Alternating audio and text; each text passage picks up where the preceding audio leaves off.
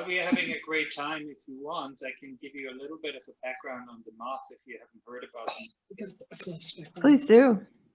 So the Moth was actually started by a guy called Lord Green, not to be related or in any way resembling Jenny Green here on the phone, but yeah.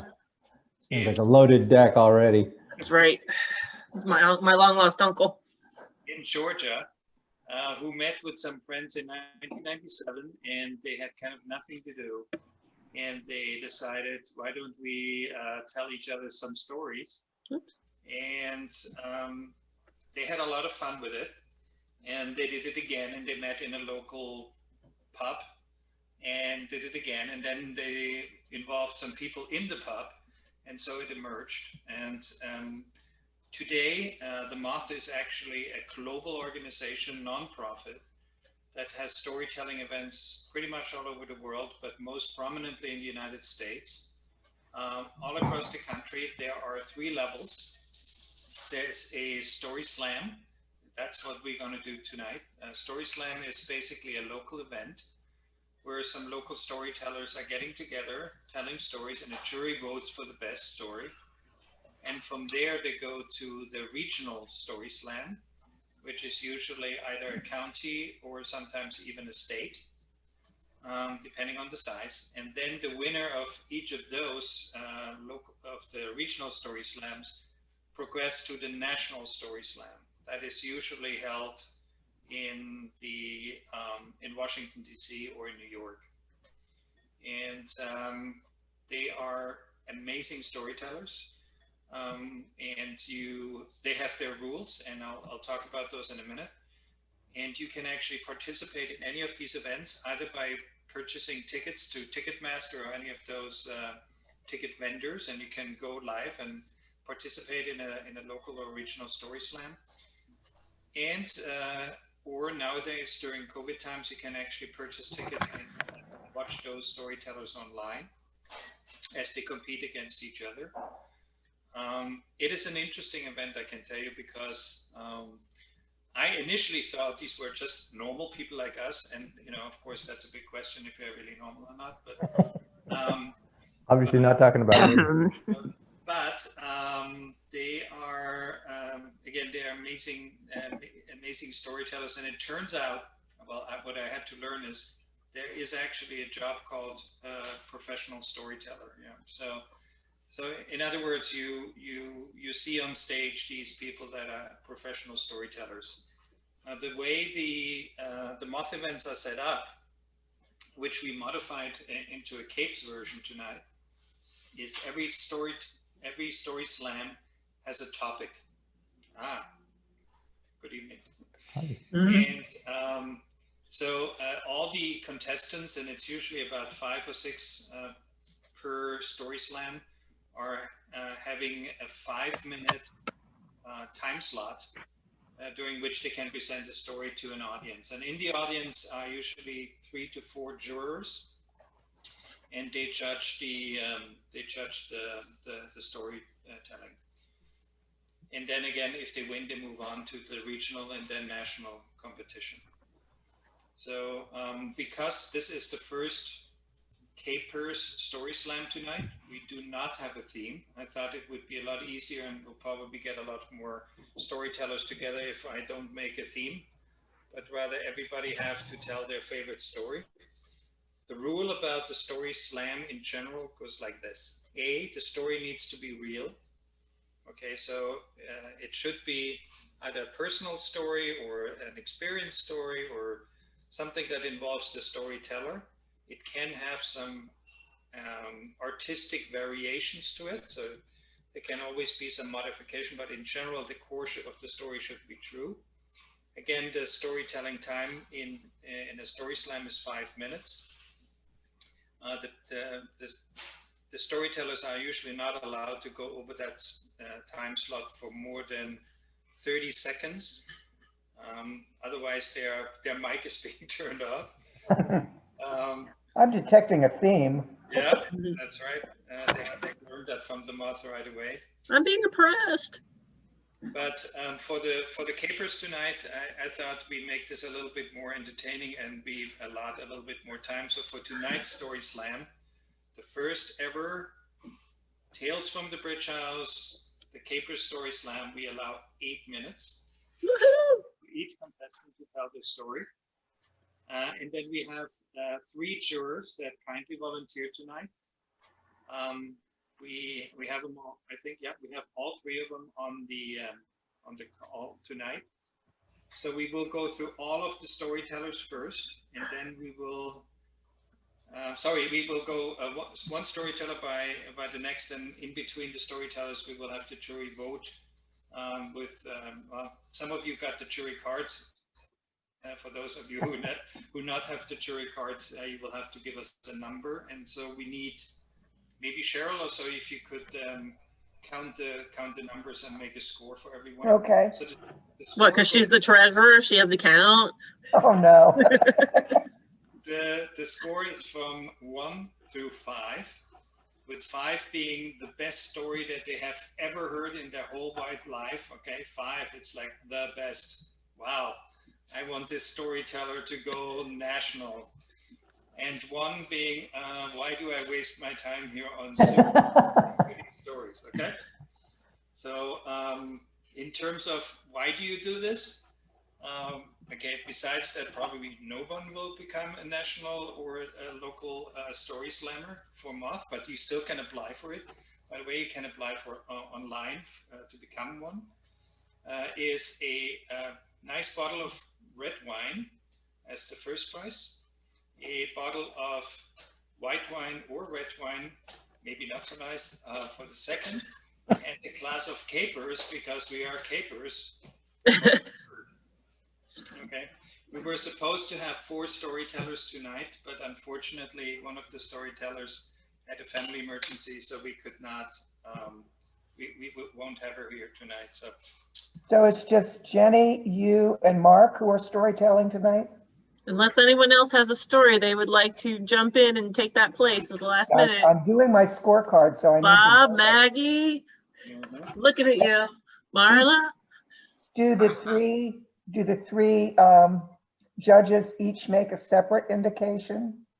And then what happens? And then you tell me We the score, write. we make an, create an average score of the 3. Should I explain the math? So you have 3 numbers, you add them. No. Add 3 together, divide by 3. There's your average. And I have to upgrade my So it's computer Sherry, memory for that. Liz, and who is the other judge? Julie. Julie, yes, thank you. This is getting too complicated. I thought I was supposed to be entertained, not made to work. We'll all be entertained. That's what I'm afraid of, Jennifer.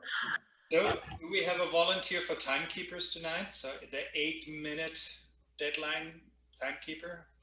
Anybody wants to volunteer for that? I can make Alexa do it. Aaron, unmute yourself. You're muted. I can see you talk. I can see your lips moving, but I can't hear you. Let me see if I can unmute you. No, I just asked. Can you hear me now? Yes, we can. Perfect. Do you want me to time or is somebody else offered? Yes, wonderful. So Yep. Once the storyteller starts talking, it's 8 minutes from that. You can, once they reach the 8-minute time mark, you can give them, you can bang on your wine glass. I need wine. And everybody knows it's the 8-minute time. Okay, mark. here's our storytellers. And if you do more than It just it's starting at 9:30. Oh. Okay, can you turn that? Can more you, than 15 seconds over, it would be a. Okay. If you don't have a wine glass, everything else would work. So. No, we're working on getting me a wine glass. That's a necessity. A little bit more background information on the Moth in general. There is a website called The Moth that I would all encourage you to just take a quick glimpse. It's actually quite interesting. They have a global program where they encourage minorities and women to speak in front of an audience about, political issues as well. So on local stages, they foster educational programs in the U.S. And it's an interesting organization. But if you have never been to a Moth event and you want to see the pros, you should go online. There are a lot of recordings of prior Moth events that you can listen to. There's also a PBS Moth Hour every Saturday. It's usually around 5 p.m. On PBS Radio. You can listen to them. There's also a podcast, the Moth podcast, that you can dial into. So all kinds of ways to listen to these professional storytellers, and it's great. I've been to many local and regional events. Los Angeles is one of the big hubs, and there are a lot of little hubs and pubs and restaurants, and you get together on a Monday night, and you gather around the stage, and these people go on stage and start talking. It's fun. So if you like that kind of stuff, it's great. Does anybody have any questions regarding the Moth, the rules, the time, the judges? I have questions. So the quality of the score is based on whether or not you found the story engaging. Is there any other characteristics? No. If it's important. There will be. If somebody would go substantially over their time limit, then you would probably subtract some points. Okay, but other than that, we want your pure and honest opinion. If you enjoyed it, what you enjoyed about it, you can actually say why you judged the way you judged, and just tell the audience why what you liked about the story.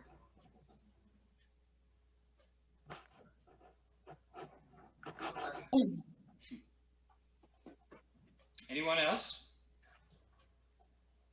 What was my story again? I forgot.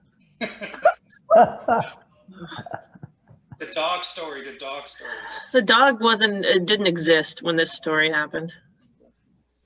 Well, I think we are at 6:30, Story Slam time. Again, welcome everybody tonight to the first Capers Story Slam, the Moth Night.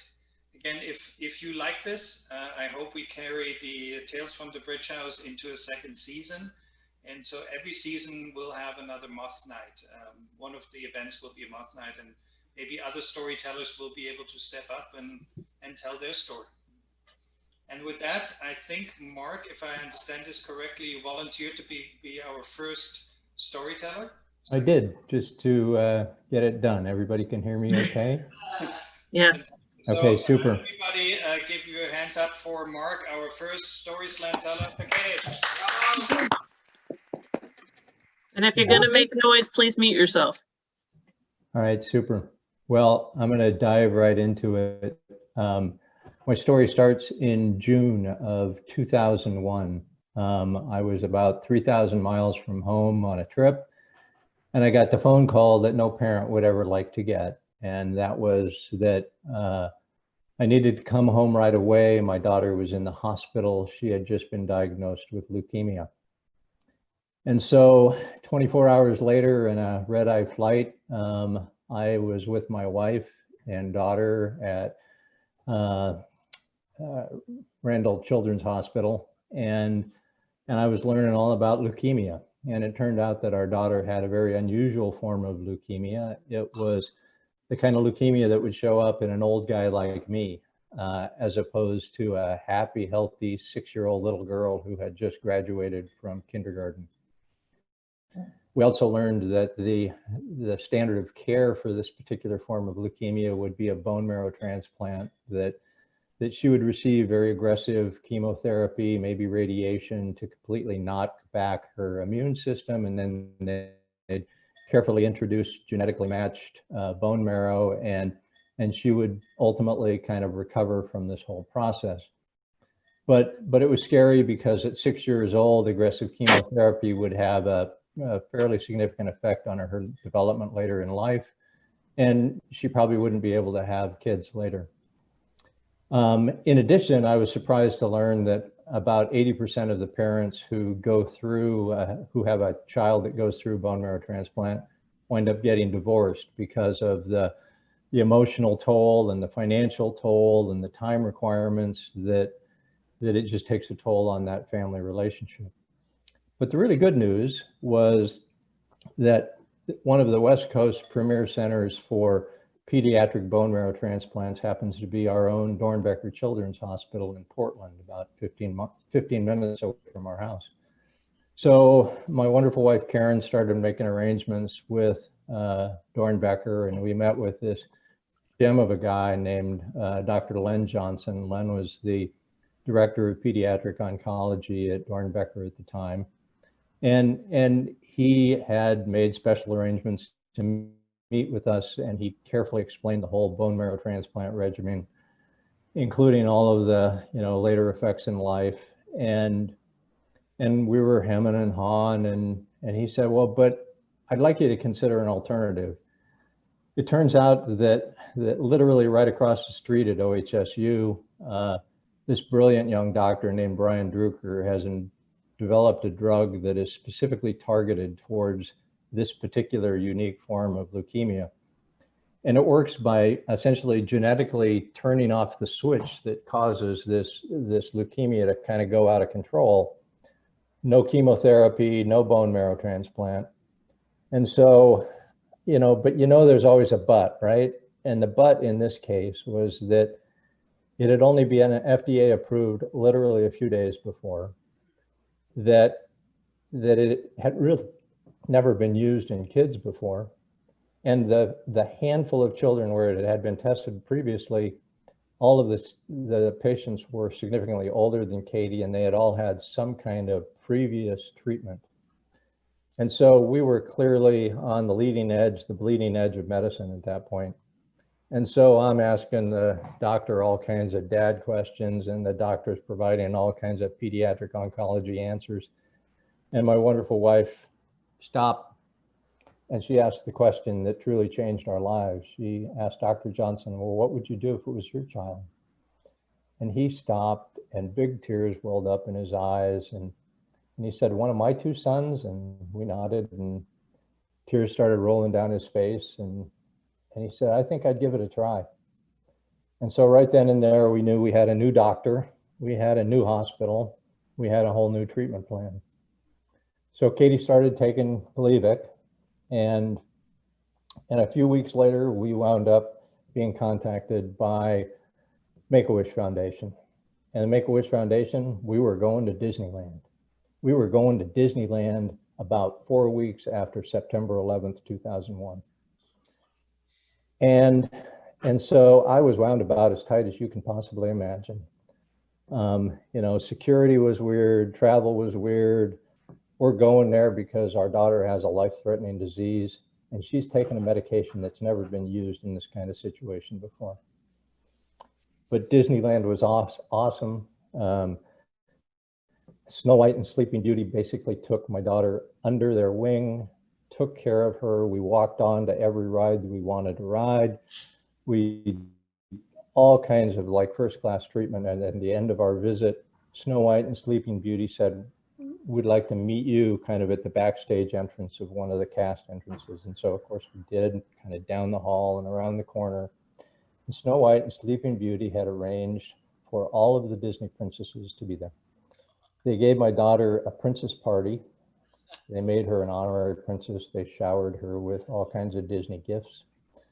And during the course of all of this, of course, the waterworks are just flowing for me, and I'm just a mess.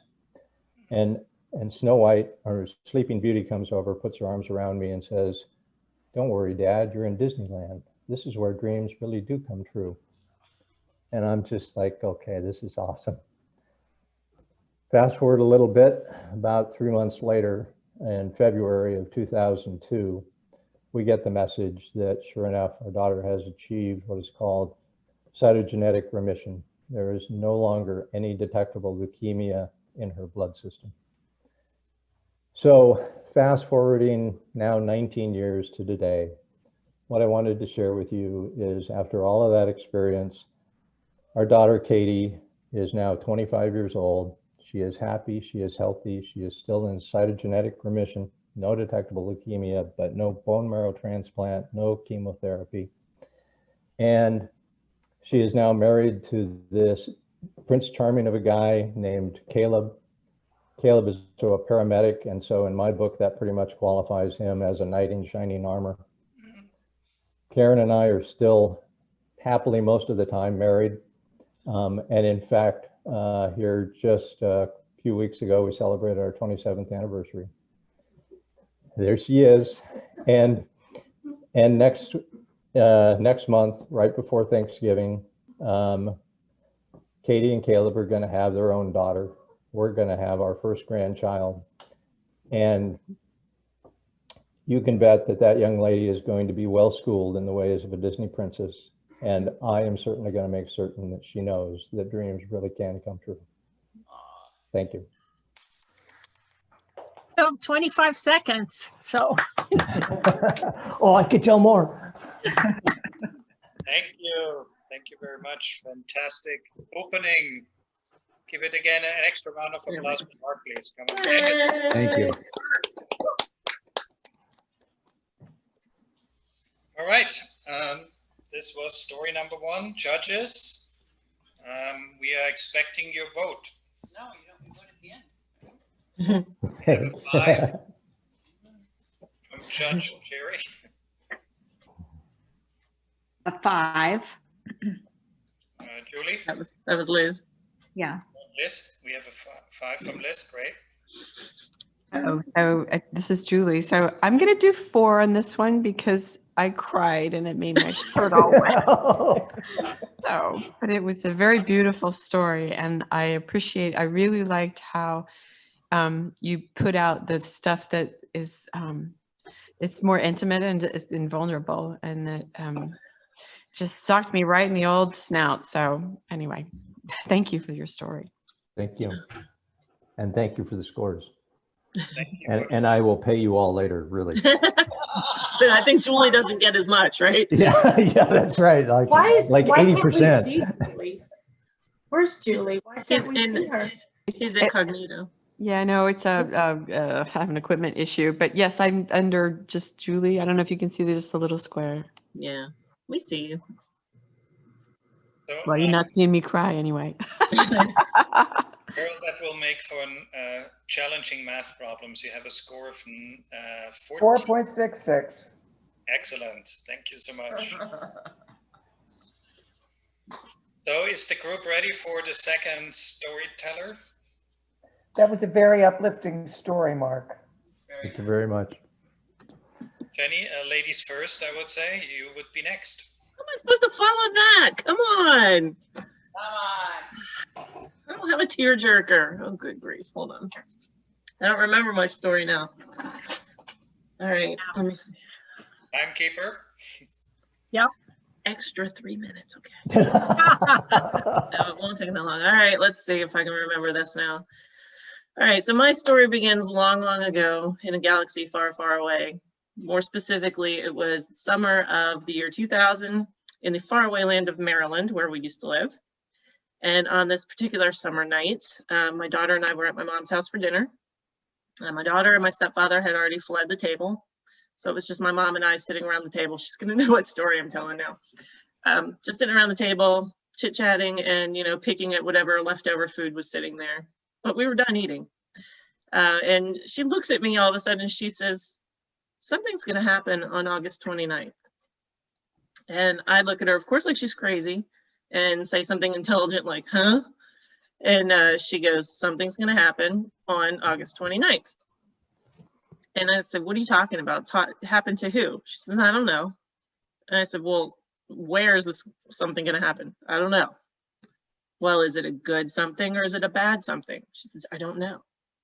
I said, okay, so let me get this straight. You're predicting that something good or something bad is going to happen to somebody somewhere on August 29th. That's your prediction? And she heaves that sigh that moms give when they're thinking, I'm so disappointed to have raised this stupid human. And she says, look, I feel like I'm supposed to tell you this, so I'm telling you. And there was enough exasperation in her tone that I kind of figured I better let it drop or I was going to get sent home before we had dessert. And I didn't want that to happen. So we changed the subject. Life went on. And later in the summer, I had to drive down to Northern Virginia for a work meeting. And at the time, I was working for this company, this little company called Marshalls. You may have heard of it, I don't know. And I was an administrative coordinator, which was a fancy term for, I ran the cash office and I assisted the HR manager with whatever duties she wanted me to perform. And then when I was done with all of that, I got thrown into whatever section of the store needed a warm body for the day. So usually that was somewhere fun like the service desk or layaway, or if they were mad at me, the fitting room. But one of my duties that I helped the HR manager with was sometimes the employee scheduling. And that was the reason for this meeting in Virginia. Someone in the home office had come up with this really brilliant way of changing the scheduling process for us. And so each store had to send a representative down to this meeting to learn to train on this new process. So 7 hours later, I now know how to take what used to be a 2 or 3 hour process and now make it take 7 or 8 hours to make this stupid schedule. So basically my day was wasted. And then I had a 2 hour drive home in DC traffic. If you've ever been in traffic in DC, you know that is like hell on earth on a good day. So it's summertime, it's about 95 degrees, 90,000% humidity. I'm in a car with no air conditioning in stop and go traffic, driving home from DC after a wasted 7 hour meeting. So I was in a real good mood. I get home, the only thing I can think is I just want to take a cool shower and do nothing for the rest of the day. And that's what I start to do. And then as I'm passing by the computer, I say, okay, wait, I'm just gonna check my email real quick. So I sit down and I'm looking through emails, mostly junk, and this one catches my eye. And I open it up and it says, Dear Jennifer, because that's my name, congratulations, you are the grand prize winner in the X-Files X-Props Summer Sweepstakes. And I think, that's interesting. What was the grand prize? I keep reading. As you may recall, the grand prize is a trip for 2 to Los Angeles to visit the set of the X-Files. So this is the year 2000 when X-Files was still actually on TV. And I think, there's no way this is real, right? I'm thinking this has to be some sort of marketing thing, and I'm reading through the email, but there's this little glimmer of hope, like, really? What? So I call my mother. Hey, listen to this email I just got. Tell me what you think. So I read it to her, and I say, well, what do you think? She says, well, it sounds really cool. Did you enter the sweepstakes? And I said, well, yeah, I did. And so what it was is they had this 6-week-long contest where every Sunday, for 6 weeks, they would post one trivia question. So you would have to remember to go log on, answer the question. And then at the end of the 6 weeks, anybody who had answered all 6 questions, their name went in the drawing for the grand prize. Well, I had done the first 4 and then completely forgotten about it. Just was out of my head, never went back. The very last day of the contest, I had been on some X-Files fan website and someone had posted, hey, remember this contest ends tonight at midnight. Don't forget to put your entries in. And I thought, oh yeah, I never did that. I went back and did the last 2 questions like 2 hours before the contest ended. So I said, yeah, I did enter the sweepstakes, but I just can't believe this is real. And she said, well, send them an email or call them or something and see what they say. So I said, all right, that's what I'll do. I'll let you know when I find out. We get off the phone. And I'm sitting there reading and rereading and rereading the email for the 3rd, 4th, 12th time, just trying to see where the catch is because I'm still just skeptical. And the phone rings and I kind of am distracted and I pick it up and I'm like, yeah, and it's my mother. She doesn't say hello. She doesn't say any kind of greeting, but in the most smug voice you would ever want to hear, she says, I just remembered, what's today's date? It was August 29th and I did win the contest. And that's my story. Yay. How was the trip? I gotta ask, how was the trip? It was awesome. I'm sure. Did you meet Mulder and Scully? Well, that was the season that Mulder was abducted by aliens. Oh. So I did not meet him. Scully walked by us. We didn't get to meet her, but Robert Patrick, who played John Doggett that took over from Mulder, he also played the liquid metal Terminator guy in Terminator 2. We did meet him and got to talk to him for a little bit. But yeah, Gillian Anderson, she kind of walked by about 5 feet away from us, but she didn't really acknowledge our existence. And then we got a private tour of the Fox lot, which was really cool. And it was a fun trip. That was my first time in California ever. Cheryl, were you part of the sweepstakes committee or something, or what? No. Can you And do that, she's Cheryl, with lottery tickets? She's forgotten. I think I actually did tell her, not the first night, maybe a couple days later, I did tell her I thought it was about her. I didn't know what it was, but I thought it was about her. Well, you said, I don't know, I just feel like I'm supposed to tell you. Well, I did. Yeah. Oh, okay, thank you, storyteller Jenny Gray.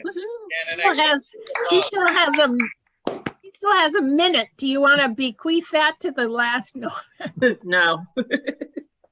So judges, it is up to you to judge the second storyteller.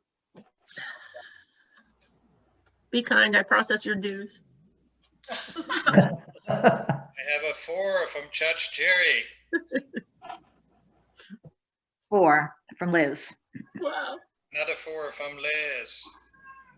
A 3 from Julie. I think that I Ooh, might. she's a hard scorer. Ooh. I'm sorry. Hard scores.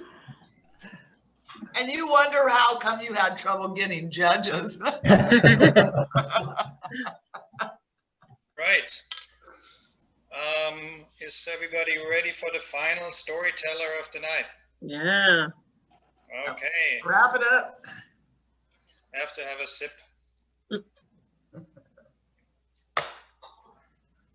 Also, here we go.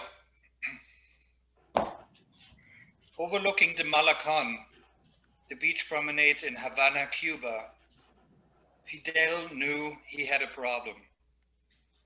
Didn't he survive the revolution with his friend Che Guevara? And didn't he, despite all the oppression of the Americans and the European allies, bring his country through the last 30 years of development?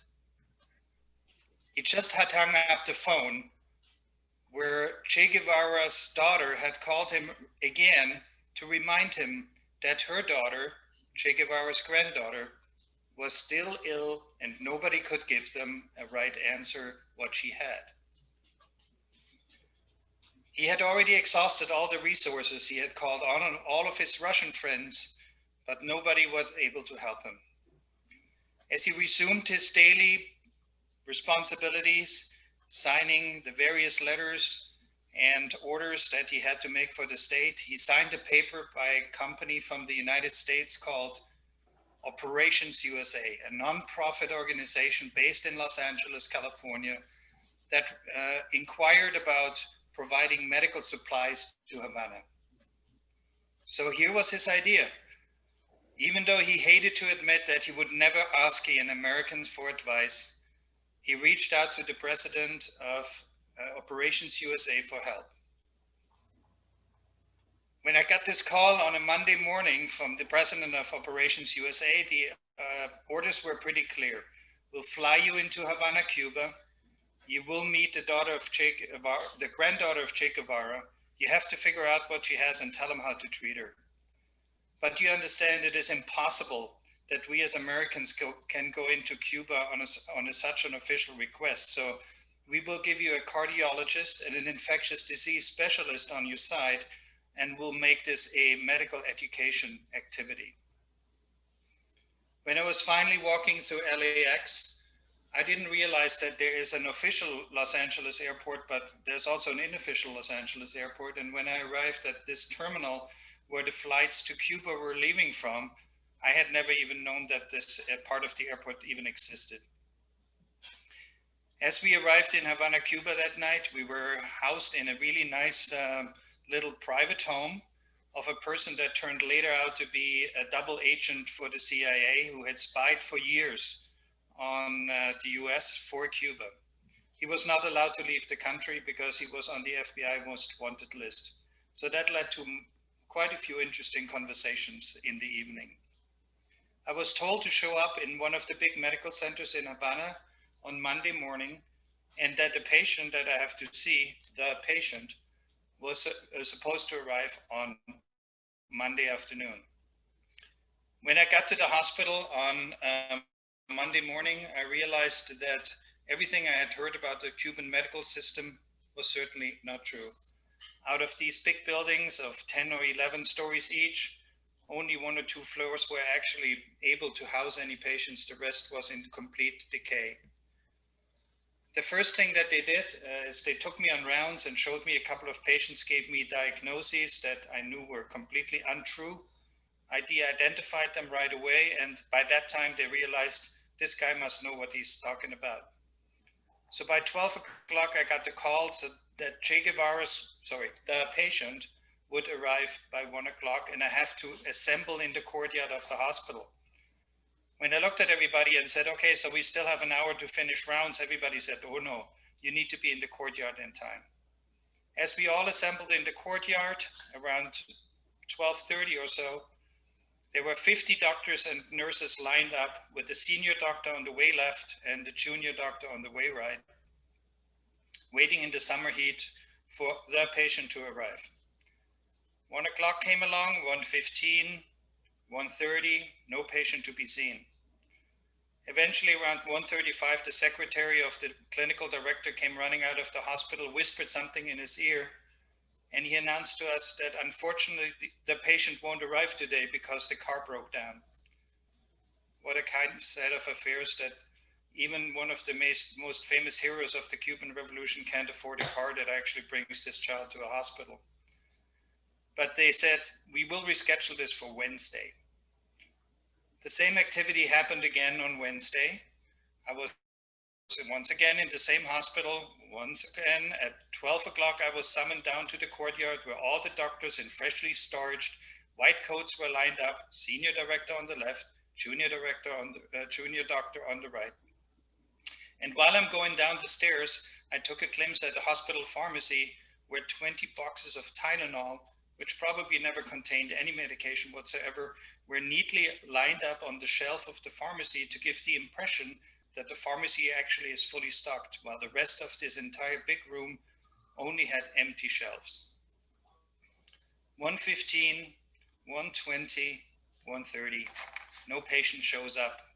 1:35, the same secretary comes running out of into the courtyard, whispers something into the medical director's ears, and we are all shuffled into the waiting room in the hallway of the hospital.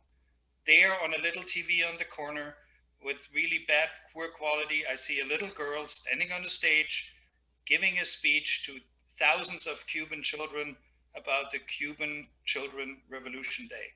That was my patient. She never made it to this appointment. By that time, deep desperation had set in and nobody knew what to do. I suggested, well, frankly, I'm here just for this particular case, so why don't we reschedule for a Saturday? Well, as you can imagine, the patient never made it on that Saturday either. So by that time, I assembled a group of doctors. We did a chart review. We looked at all the medical history. We looked through all the charts and all the diagnostic tests that had been done and actually arrived at the diagnosis and a treatment plan. So when the next Sunday, the day after, I was on the plane back to Los Angeles, I traveled with a box of Cuban cigars from, that's a symbol for Fidel in Cuba. And it's interesting because I never smoked, so I still have that box of cigars, knowing that I helped a little girl with a diagnosis, but a patient that I never saw. Thank you.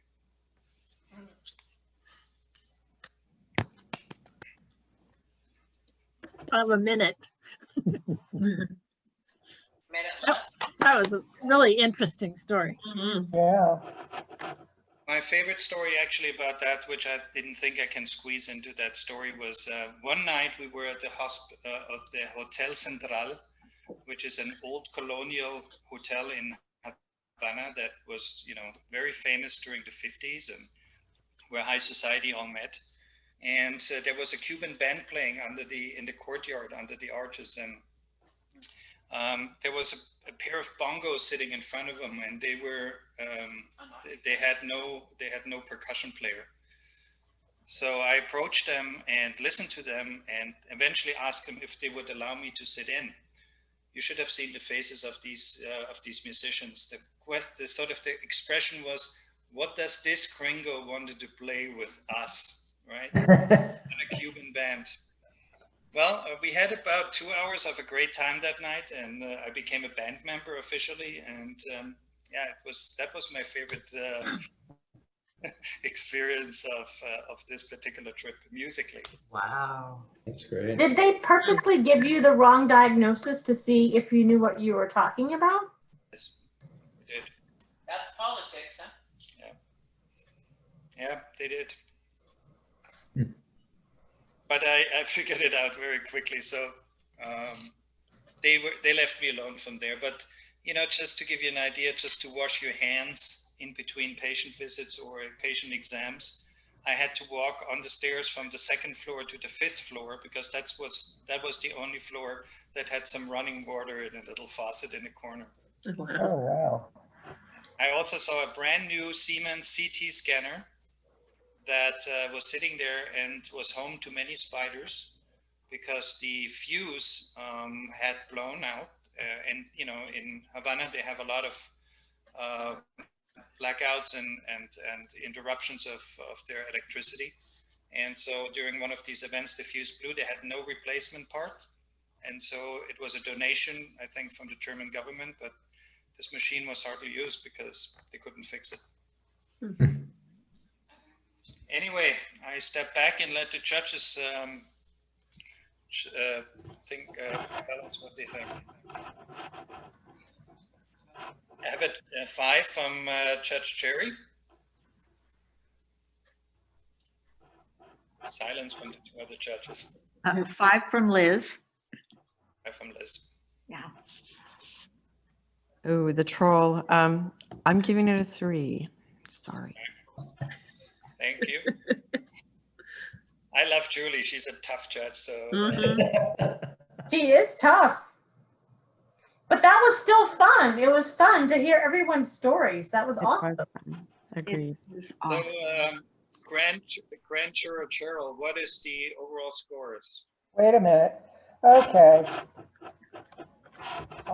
Jenny got 3.66. Mark got 4.66. And Andreas got 4.3. Mark's the winner. Mark, the winner of the Story Slam. Everybody's a winner. Everybody's a winner.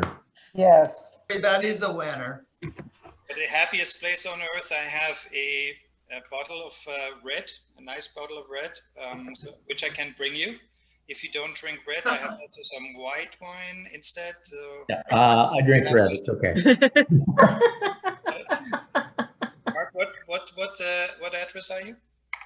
So we're not there right now. We'll find a time to get together. I mean, I just let it continue to age. I will track you down, and we will get it. Perfect. So it's waiting here for you. Wonderful.